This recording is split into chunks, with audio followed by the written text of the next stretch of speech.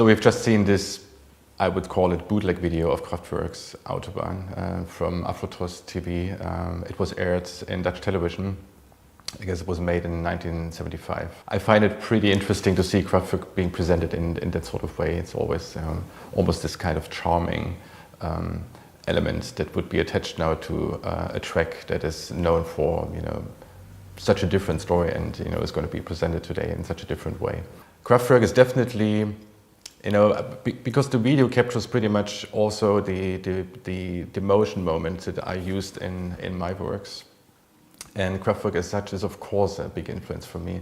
I can almost remember the day when I first got my hands on a Kraftwerk record. So there's a little backstory behind. I guess it was in 7th or 8th grade, and we had a holiday that we spent in Berlin. So the whole class would go to Berlin. We would all sit in a train and we would have this 3 hours train ride. And there was a family next to me, and they had a son who was almost my age, and he had a Walkman in his hands, one of those early Sony Walkmans. It was beginning of the 80s. I never had such a thing because I'm coming from the east part of Germany, and getting hands onto music was always difficult.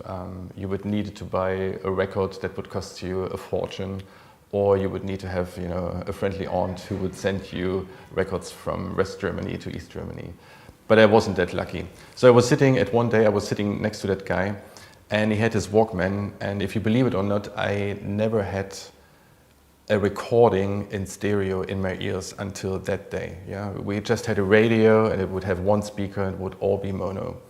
And I was so tempted to ask him to give me his Walkman, so I could have a listen and experience what stereo means.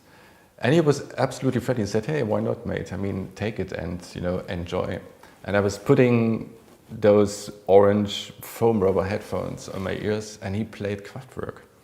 So the first track I ever listened to Kraftwerk in stereo was There's More Fun to Compute.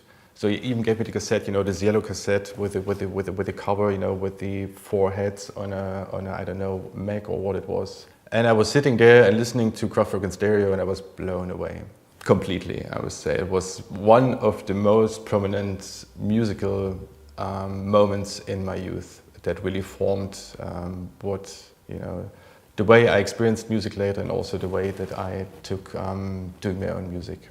And there are certainly aspects of it in the work that I've shown today. But coming back to Kraftwerk, of course, I intentionally or unintentionally used parts of their video appearance, or how they usually present themselves. So the aspect of motion, the aspect of just driving a car, sitting in a car, being in that lonely moment and having time to contemplate.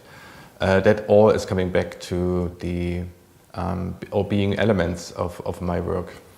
And now we're going to see Counterfeit Part 4, another 15 minutes video, and I hope you enjoy it. I will talk a little bit later about the backstory once you've seen a snippet.